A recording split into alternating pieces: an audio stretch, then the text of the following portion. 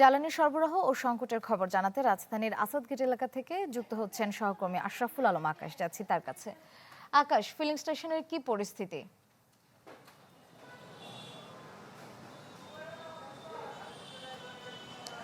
শ্রেয়া, সকাল থেকে আসলে আমরা বিভিন্ন তেল পাম্পগুলোতে যাচ্ছিলাম। শুধু সকাল থেকে বললে ভুল হবে, আমরা গত ১.৫-২ মাস ধরে কিন্তু এই তেল পাম্পগুলোর যে সংকট, সেই সংকটটি তুলে ধরার চেষ্টা করছিলাম। যে তীব্রতা আমরা দেখছি সংকটের, সেই তীব্রতা কিন্তু বাড়ছে। যে ভোগান্তির চিত্রও কিন্তু ক্রমে ক্রমে বাড়ছে। কারণ এই যে মার্চের পরে এপ্রিল আসলো, এখন কিন্তু প্রচণ্ড গরম। এই গরমের মধ্যেও কিন্তু দীর্ঘ সময় ধরে তেলের জন্য অপেক্ষা করতে হচ্ছে।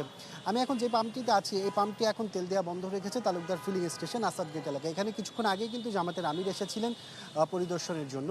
তিনি এসে এখানে সার্বিক পরিস্থিতি দেখার চেষ্টা করেছেন, যারা এখানকার কর্মকর্তা কর্মচারী আছেন তাদের সাথে কথা বলেছেন। পরবর্তীতে তিনি গণমাধ্যমেও কথা বলেছেন। মূলত তিনি যেটি বলছেন যে সরকার আসলে ধামাচাপা দেওয়ার চেষ্টা করছে তেলের যে সংকট সেটি ধামাচাপা না দিয়ে সবার সাথে আলোচনার মাধ্যমে যেন একটি সমাধানের পথ খুঁজে বের করে, সেই বিষয়টির দিকেও তিনি জোর দিয়েছেন।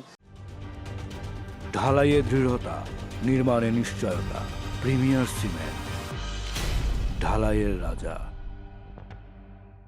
এছাড়াও বলেছেন যে দ্রব্যমূল্যের যে ঊর্ধ্বগতি, সেই ঊর্ধ্বগতির কারণ হচ্ছে একমাত্র তেলের যে সংকট সেটি, আর এছাড়া চাঁদাবাজির কারণে।